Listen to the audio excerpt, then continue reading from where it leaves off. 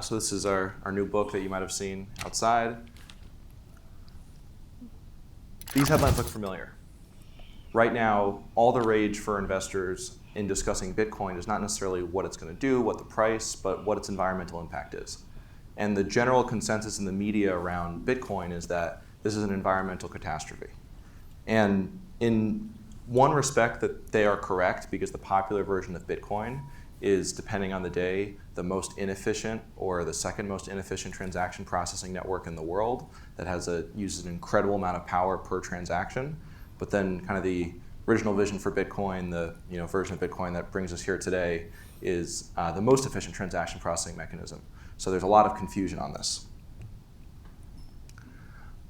So we think this is important because it's not just, okay, one version of Bitcoin is good, one is bad. We think that a scalable blockchain that, from our perspective, is really just Bitcoin SV today, will really radically transform the way that we interact with information. That's for our global financial system. That's kind of putting every, either the data itself or hash of that data for any important piece of data onto a public ledger over the coming decades. So we think effectively our entire internet will be using a scalable public ledger if we fast forward to say 10, 15 years in the future. So whether this ledger is efficient, whether it uses a lot of power, this is really important. The framework that we have for this is that it's very difficult to say, okay, is this good for the environment? A lot of people just focus on, okay, how much energy does it use, rather than what is the alternative and what is the energy for that use. So the kind of two axioms behind the study we did and the book that we wrote is all else equal, reducing total energy usage is good, and all else equal, reducing carbon emissions is good.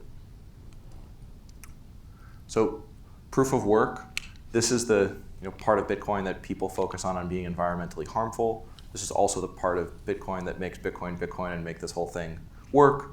And then the most popular proposed alternative to this is proof of stake. There's also other things, proof of authority. Solana, that probably many people in the room are familiar with, uses what they call proof of history. These are all just different variations of proof of stake from our perspective. The main issue that we run into with these alternative consensus mechanisms is that proof of work, the real innovation is that it's an economic incentive system. It's actually not a technology. There's a bunch of technology built on top of Bitcoin, but we think that the kind of core innovation of Bitcoin is solving this Byzantine generals problem, aligning people that have different interests to solve for truth and to not have an incentive to commit fraud of any kind. By just calling that, say, a consensus mechanism for a technology, you kind of run into this proof of stake world that we have today. And unfortunately, proof of stake doesn't align incentives and doesn't incentivize truth and innovation the way that proof of work does. So while a lot of people are really excited about these other blockchains, some of which, like Solana, are doing lots of transactions like BSV, unfortunately, we don't think that they really provide the same degree of security, finality, authentication that a blockchain should and can provide in the form of, say, Bitcoin SV. For those that have been following this conversation, Stone Ridge, they're connected to the firm NYDIG, and they custody, I think, like $60-something billion of BTC Bitcoin. And they, in their annual letter last year, kind of popularized the notion that Bitcoin really incentivizes green energy adoption, because it doesn't matter where in the world this energy is being created. It just matters that it could be connected to the internet. So the big problem for green energy adoption, whether it's solar or wind, has never been how cheap is it to be able to capture and create that power. It's how cheap is it to distribute that relative to things like natural gas and coal. And when you have distribution as part of it, it historically has largely not been competitive. But if you eliminate distribution already today, it is generally much cheaper. It depends on the price of these commodities, but generally much cheaper to generate, which is why the profit-driven miners today have overwhelmingly chosen using things like hydro and solar and natural gas flare-off, things that can't work for traditional ways of consuming power as part of a grid, but can work for securing the Bitcoin network. So what proof of work has done, and I think will continue to do, is incentivize kind of new novel ways of capturing energy in a way that doesn't have the negative environmental impact of, say, a traditional energy production. So we have kind of a few different metrics that I'd say the consensus investor community uses to kind of discuss this, and we like to kind of put forward our own metric, and that's kind of the metric that we go over thoroughly in this book, which is, should we look at overall energy utilization? That's not really an exact metric, and while I'm not a fan of BTC Bitcoin, I don't think it's fair to that network to just say it uses this much energy and it compares to this country. The question is, what does it do, and is that energy worth it? Then a little bit better is the energy cost per transaction. Okay, that's a lot more accurate, but really it's energy cost per transaction relative to the next best alternative. And from our analysis here, we find that processing transactions on Bitcoin SV has a substantially lower environmental impact today than using something like the Visa network. And both of those are orders of magnitude more efficient than, say, using all the other different blockchains or crypto assets out there. So what's great about proof of work is as the network grows, it actually gets more efficient. So in kind of the bull case for, say, BTC Bitcoin, where people are paying millions of dollars in transaction fees, it's settled by central banks and massive private financial institutions. It's never used by anyone. Each transaction, as that network continues to grow, will become less efficient and use more power. But with a proof of work system without a limit on scale, as more people use the network, it becomes cheaper to process each transaction and takes less power per transaction. So there's a nice alignment of incentives between the Bitcoin miners and those that care about reducing carbon emissions or reducing total energy consumption, which is, as the network grows, it continues to get more and more efficient. I think a lot of people today don't understand how transaction-based our existing economy is. When people think of transactions, they just think of payments. But really transactions, there are a lot that is included in transactions. We kind of have a list of them here. Payments are the first thing that comes to mind, but really almost everything that's represented in a communication at some level is a transaction.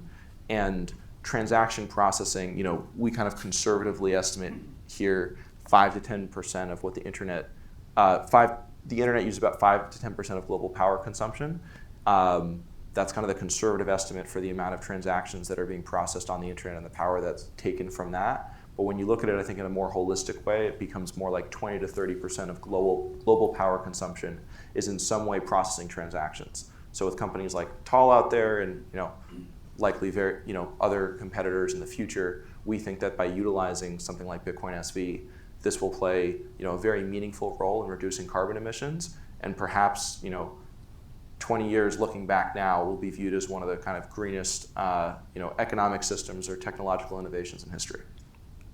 I just wanted to show a couple graphics here which kind of just demonstrate the differences between BTC Bitcoin and BSV Bitcoin, as well as some other blockchains. So today we see that BTC Bitcoin has the vast majority of hash rate. It has many nodes which aren't really necessary for processing transactions. But then in terms of the actual number of transactions and the size of blocks, despite many people not being aware of Bitcoin SV relative to BTC Bitcoin, it has the vast majority of transactions and much, much higher block sizes. Bitcoin SV operations generate less than 1% of the environmental impact of Bitcoin Core today, while supporting the vast majority of transactions on a proof of work blockchain. And that will continue even as BSV supports more and more transactions. There's some more facts on kind of BTC versus BSV. Different market caps, transaction fees are many orders of magnitude apart, $10 versus 1/100th of a cent. And then here's just some more metrics to look at, not just BTC, but the other version of Bitcoin and Ethereum, just to kind of see the difference in transaction processing capability. Today, BSV does the most transactions. There's even a single game on BSV that, since it started to meaningfully get adoption about 2.5 weeks ago, Crypto Fights. I know Adam is here going to be speaking about that. That single game puts more transactions on the BSV blockchain than all of the Ethereum network.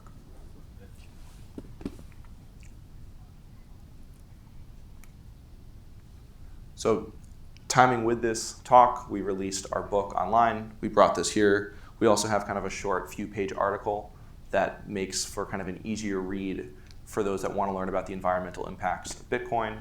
And we hope that this plays a meaningful role in the conversation on green energy and Bitcoin, and would welcome any questions from the audience or Jimmy. Yeah. Could you go back a slide? Yes. We'll take a few minutes of questions. I know this is a hot topic. So this comes from a site called coincarboncap.com, right? Which is kind of a play on CoinMarketCap. It's a site that tries to track the energy use and environmental impact of competing blockchains. And if you go to at coincarboncap.com, you'll see BSV is always at the top as the most efficient, because they really calculate it. The answer of energy efficiency and environmental impact really can't be answered in isolation as just a raw amount of energy. It's what do you get for it, right? Like when you think about the amount of electricity is used to, run Facebook servers, what do we get in terms of value for it? And so why we are calling, you're calling BSV green Bitcoin is not that there's not energy used. There is. It's just the amount of processing power and data transactions you can process for it is so much greater that we think that that's the only answer, right? It's, I just want to explain what this slide is. So it's not that there's some absolute answer as to whether it's efficient or not. It's what do you get for the amount of energy used. And we believe, as you've heard today, that Bitcoin was created to create a more efficient payment system for the internet, including for daily transactions. It's a lot of energy being used to support a BTC network where the primary use is just trading for people wanting to just hold their coins, not spend them, and hope that they get rich, which there's nothing wrong with, right? Absolutely nothing wrong with. It's just a lot of energy and electricity used for that purpose, because that's really what's happened to BTC. Okay, questions for Zach? Yes. Have you Edgar. looked into the recycling of energy for mining, since obviously it generates a lot of heat? Yeah. Has there been any advances in that? Do you think that's an area that's going to get more attention as far as reusing that energy to get the net energy costs? The question is, have we looked into whether or not the energy expended to do mining can be recycled, for example, the heat that's generated by the mining rigs? Yeah, so there's been a ton of it's well-funded mining companies and startups that have been doing innovative things to take advantage of heat that's generated from other ways of generating power and using that for mining Bitcoin. Peter Thiel has backed 2 companies doing that. We're actually in conversation with a company doing that in California. What's amazing about Bitcoin is that there's just a pure incentive to have as cheap power as possible. Yes. You don't have to worry about distribution, you have to worry about politics, you just have to worry about cheap power. So you get green energy, you get kind of all these innovative entrepreneurs doing new things, and I don't think that innovation will stop anytime soon.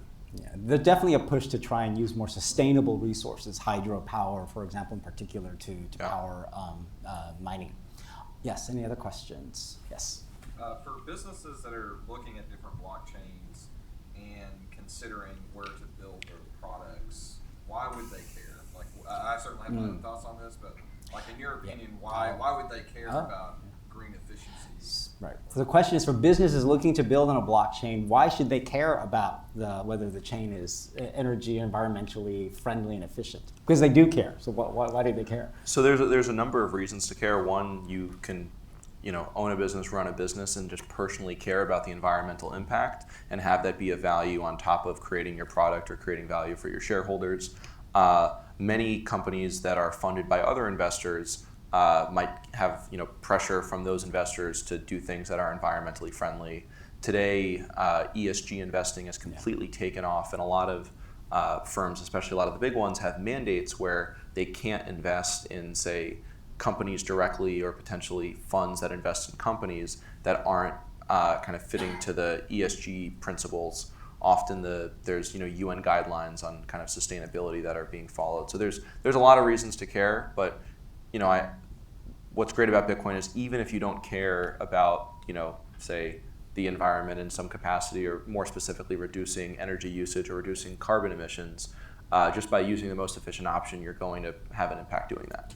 And I would say, I didn't used to get this question until the last year or two in particular. And I think it's because of the media attention and coverage that's been put on this energy question, which I don't want to say is unfair, but I think sort of doesn't I think some media do it better than others. They don't ask the right question. They go, oh, that uses more energy than a country, but they don't ask for what, right? No one sits around asking how much energy Amazon uses or Cisco or your cloud storage servers. Nobody asks that question because you don't see it. But with Bitcoin mining, people see these pictures of mining rigs in some farm somewhere and go, oh my God, look at all that.